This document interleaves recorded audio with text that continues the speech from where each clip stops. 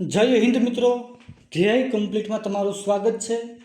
તો મિત્રો આજે આપણે જોવાના છીએ કે જે મિત્રો જીએસઆરટીસી કંડક્ટર અને ડ્રાઈવરની એક્ઝામની તૈયારી કરી રહ્યા છે એવા મિત્રો માટે ખાસ પરીક્ષાલક્ષી કમ્પ્યુટરના વન લાઇનર પ્રશ્નો। તો ચાલો મિત્રો હવે વધારે સમય નથી બગાડવો, ડાયરેક્ટ પ્રશ્નોની શરૂઆત કરીએ છીએ। પણ એ પહેલાં જો હજી સુધી તમે આપણી ચેનલને સબસ્ક્રાઈબ નથી કરી તો ચેનલને સબસ્ક્રાઈબ કરી લેજો અને આ વિડીયોને તમારા દરેક મિત્રોને શેર કરી દેજો। તો ચાલો આગળ વધીએ અને પ્રશ્નોની શરૂઆત કરીએ।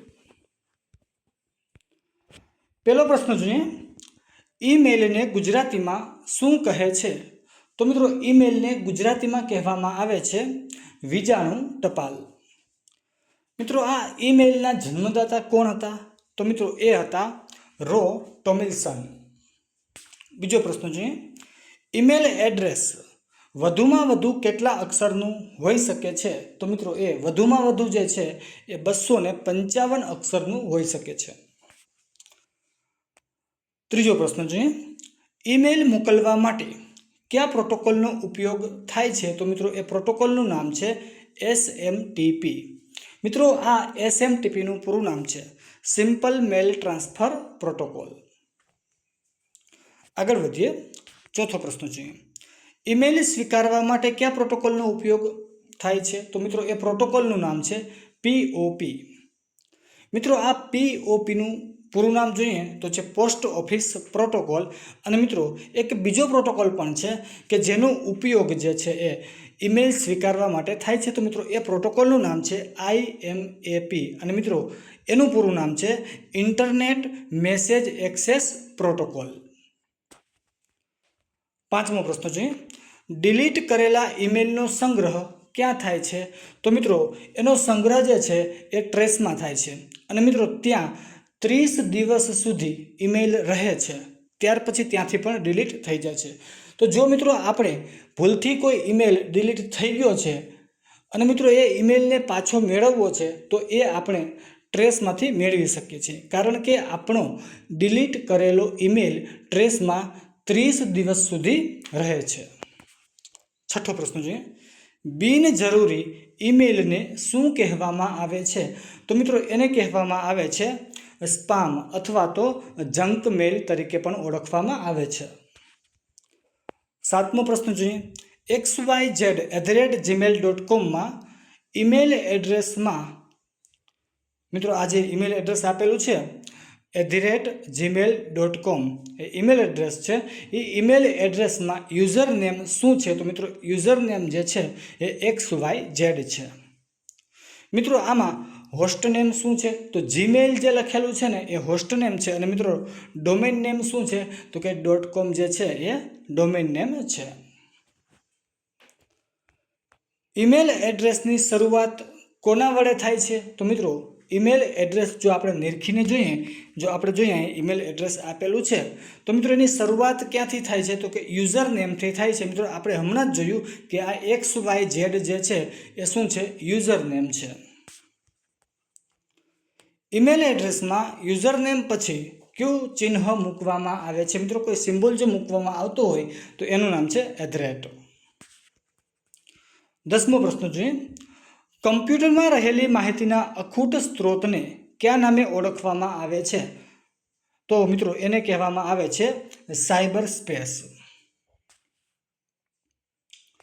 11મો પ્રશ્ન જોઈએ, કમ્પ્યુટરમાં રહેલી મહત્વની માહિતી ચોરી લેનાર અથવા તેને નુકસાન પહોંચાડનાર વ્યક્તિને શું કહેવામાં આવે છે? તો મિત્રો એને કહેવામાં આવે છે હેકર। અને મિત્રો આ નુકસાન પહોંચાડવાની જે પ્રક્રિયા છે એ પ્રક્રિયાને કહેવામાં આવે છે હેકિંગ। 12મો પ્રશ્ન જોઈએ, સોફ્ટવેર લોન્ચ થતાં પહેલાં ખામી શોધી તેને વ્યવસ્થિત કરનાર વ્યક્તિને શું કહે છે? તો મિત્રો એને કહેવામાં આવે છે બ્લુ હેટ હેકર।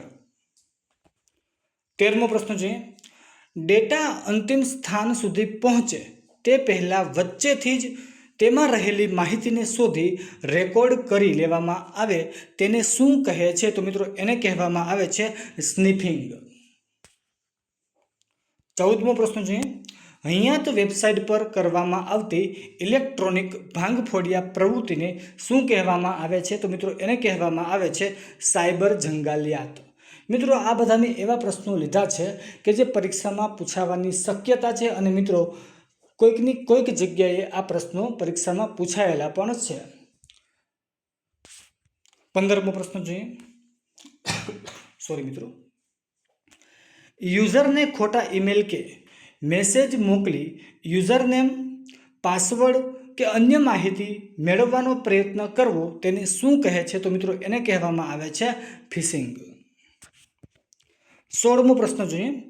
ઇન્ટરનેટ દ્વારા જાહેર માધ્યમ પર કોઈ ચોક્કસ વ્યક્તિને હેરાન કરવું તથા તેના વિશે અભદ્ર ટિપ્પણી કરી ટ્રોલ કરવું તેને શું કહે છે? તો મિત્રો એને કહેવામાં આવે છે સાયબર સ્ટોકિંગ. 17મો પ્રશ્ન જોઈએ. સાયબરનોટિક્સના પિતા તરીકે કોને ઓળખવામાં આવે છે? તો મિત્રો એ ઓળખવામાં આવે છે જ્હોન વોન ન્યુમાનને. તો મિત્રો જો તમને આ વિડીયો પસંદ આવતો હોય તો મિત્રો વિડીયોને લાઈક કરી દેજો, શેર કરી દેજો અને એક કોમેન્ટ કરી દેજો. અને મિત્રો જો હજી સુધી પણ તમે આપણી ચેનલને સબસ્ક્રાઈબ નથી કરી તો મિત્રો ચેનલને પણ સબસ્ક્રાઈબ કરી દેજો. મિત્રો આપણી ચેનલ ઉપર આપણે ડેઈલી કરંટ અફેર્સના પણ વિડીયો અપલોડ કરીએ છીએ. તો મિત્રો જો જોવાના બાકી છે તો જોઈ લેજો. અને મિત્રો આપણે રોડ સેફ્ટીના વન લાઇનર પ્રશ્નોની પણ શરૂઆત કરી છે. મિત્રો હમણાં થોડોક ટાઈમ નહોતો મારી પાસે એટલે આપણે ત્યાં બ્રેક રાખી હતી, પણ મિત્રો લગભગ મેં ત્યાં 5 થી 6 ભાગ મૂકેલા છે. જોવાના બાકી હોય તો મિત્રો જોઈ લેજો. અને મિત્રો જેમ જેમ મને સમય મળશે એમ આપણે એ કન્ટિન્યુ કરશું. ઓકે મિત્રો, આપણે કમ્પ્યુટરના પણ 6 ભાગ અપલોડ કરેલા છે અને આજે આપણે ભાગ 7 જોઈ રહ્યા છીએ. મિત્રો દરેક ભાગમાં પરીક્ષાલક્ષી આપણે કમ્પ્યુટરના 25 જેટલા વન લાઇનર પ્રશ્નો જોઈએ છીએ. તો મિત્રો જો તમારે એ વિડીયો પણ હજી જોવાના બાકી છે તો જોઈ લેજો. અને મિત્રો ખાસ કરીને જે વિડીયો તમે જુઓ છો, જો મિત્રો તમારી પાસે સમય હોય તો તમે લખી શકો છો એ પ્રશ્નો, અથવા તો મિત્રો તમે એનું રિવિઝન પણ કરી શકો છો. તો ચાલો મિત્રો આગળ વધીએ અને શરૂઆત કરીએ ફરીથી પ્રશ્નોની. આપણે 18મો પ્રશ્ન જોઈએ. પ્રથમ કમ્પ્યુટર વાયરસ કયો હતો? તો મિત્રો પ્રથમ કોઈ પણ જે વાયરસ છે, પ્રથમ કમ્પ્યુટરનો વાયરસ કે વિશ્વમાં પ્રથમ કમ્પ્યુટરનો વાયરસ કયો હતો? તો મિત્રો એ છે ધ ક્રીપર. મિત્રો આ ધ ક્રીપર નામનો જે વાયરસ છે એ કોના દ્વારા બનાવવામાં આવ્યો હતો? તો એ છે બોબ થોમસ દ્વારા બનાવવામાં આવ્યો હતો.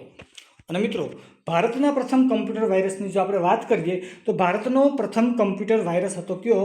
તો એ છે બ્રેઇન. 20મો પ્રશ્ન છે. કોઈ હાર્ડવેરને ચલાવવા માટે ઉપયોગી સોફ્ટવેરને તે હાર્ડવેરનું શું કહે છે? તો મિત્રો એને કહેવામાં આવે છે ડિવાઇસ ડ્રાઈવર. મિત્રો કોઈ હાર્ડવેર છે એને ચલાવવું છે, એ ચલાવવા માટે સોફ્ટવેરની જરૂર પડશે. તો મિત્રો એ સોફ્ટવેરને તે હાર્ડવેરનું શું કહે છે? તો એને કહેવામાં આવે છે ડિવાઇસ ડ્રાઈવર. 21મો પ્રશ્ન છે. હાર્ડવેર અને યુઝર વચ્ચે ઇન્ટરફેસનું કાર્ય કોણ કરે છે? તો મિત્રો હાર્ડવેર અને યુઝર વચ્ચે ઇન્ટરફેસનું કાર્ય કરે છે ઓપરેટિંગ સિસ્ટમ. 22મો પ્રશ્ન જોઈએ. એન્ડ્રોઈડ એપ બનાવવા માટે ઉપયોગમાં લેવામાં આવતી મુખ્ય લેંગ્વેજ કઈ છે? તો મિત્રો એ લેંગ્વેજનું નામ છે જાવા અને એક બીજી લેંગ્વેજ પણ છે કોટલિન. મિત્રો પહેલાં જે છે એ જાવાનો ઉપયોગ કરવામાં આવતો હતો. મિત્રો હાલમાં પણ જાવાનો ઉપયોગ તો કરવામાં આવે છે, પણ મિત્રો વધારે જે લેંગ્વેજનો ઉપયોગ કરવામાં આવે છે તો એ છે કોટલિન. 23મો પ્રશ્ન જોઈએ. iOSનું નિર્માણ કઈ કંપની દ્વારા કરવામાં આવ્યું છે? તો મિત્રો એ એપલ કંપની દ્વારા કરવામાં આવ્યું છે. મિત્રો આ iOS લખેલું છે એમાં આઈનો મતલબ શું થાય છે? તો કે ઇન્ટરનેટ થાય છે. 24મો પ્રશ્ન છે. લિનક્સ શું છે? તો મિત્રો લિનક્સ જે છે એ ઓપન સોર્સ ઓપરેટિંગ સિસ્ટમ છે. મિત્રો આને ઓળખવા માટેનું જે ચિહ્ન શું છે? તો કે લિનક્સનું ઓળખ ચિહ્ન છે પેંગ્વિન. મિત્રો આનું વડું મથક ક્યાં આવેલું છે? તો કે યુએસએમાં આવેલું છે. કઈ જગ્યાએ યુએસએમાં? તો કે કેલિફોર્નિયામાં આવેલું છે. અને મિત્રો હાલના CEO કોણ છે? તો એ છે જીમ જેમલિન. મિત્રો લિનક્સના હાલના CEO કોણ છે? તો કે જીમ જેમલિન. છેલ્લો પ્રશ્ન છે. કમ્પ્યુટર પ્રોગ્રામ કે સોફ્ટવેરમાં આવતી ખામીને શું કહેવામાં આવે છે? તો મિત્રો એને કહેવામાં આવે છે બગ. તો મિત્રો આ હતા પરીક્ષાલક્ષી કમ્પ્યુટરના વન લાઇનર પ્રશ્નો. તો મિત્રો જો તમને આ વિડીયો પસંદ આવ્યો હોય તો મિત્રો વિડીયોને લાઇક કરી દેજો, શેર કરી દેજો અને કોમેન્ટ કરી દેજો. અને મિત્રો હજી પણ જો તમારે આપણી ચેનલને સબસ્ક્રાઈબ કરવાની બાકી છે તો મિત્રો ચેનલને સબસ્ક્રાઈબ કરી લેજો. તો મિત્રો અત્યારે બસ અહીં લગી રાખીએ છીએ. ફરી મળીશું નવા વિડીયોમાં. તો જય હિન્દ, જય ભારત, થેન્ક યુ.